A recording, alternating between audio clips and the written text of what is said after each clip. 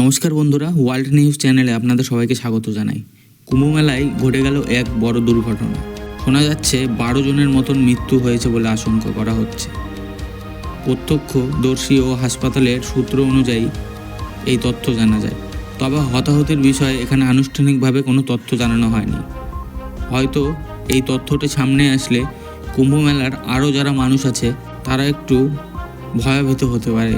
সেখানকার দর্শনার্থীরা জানিয়েছেন, মধ্যরাতে 1:15 থেকে 2টার দিকে একদল ভক্ত পুলিশের বাধা টপকে সঙ্গমঙ্গলে যাওয়ার চেষ্টা করলে সেই ঘটনাস্থলে গঙ্গা, যমুনা ও সরস্বতী নদীর সঙ্গমস্থলকে পবিত্রতম স্থান বলে গণ্য করা হয়, যেখানে সবাই স্নান করতে চায়। তারা বিশ্বাস করেন এর ফলে তাদের সব পাপ ধুয়ে যাবে এবং তারা মুক্তি পাবেন।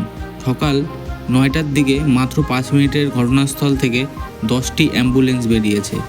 ঘন্টা 3-4 আগে পরিস্থিতি ছিল অনেকটা এমন। এদিন ভোর 5টায় মাত্র 15 মিনিটের মাঝে অন্তত 20টি অ্যাম্বুলেন্স বের হতে দেখা গেছে। এদিকে হাজার হাজার মানুষের উৎসবে যোগ দিতে আসছেন, যদিও তারা চোখে মুখে উত্তেজনার ছাপ ছিল স্পষ্ট। বিভিন্ন চেকপয়েন্ট জুড়ে ছিল বিশৃঙ্খলা ও বিভ্রান্তি। সুনীল গোস্বামী ও রামজি কর নামক 2 ভক্ত বলেছিলেন যে তারা প্রায় পুরো একদিন হেঁটেছেন, তবু তারা গন্তব্য পৌঁছাতে পারেননি।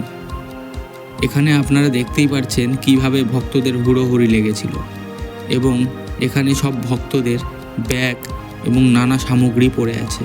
এখনও স্পষ্টভাবে জানা যায়নি যে কতজন নিহত হয়েছে। আরও বিশদ কিছু জানতে আমাদের ওয়ার্ল্ড নিউজ চ্যানেলটি সাবস্ক্রাইব করে রাখুন।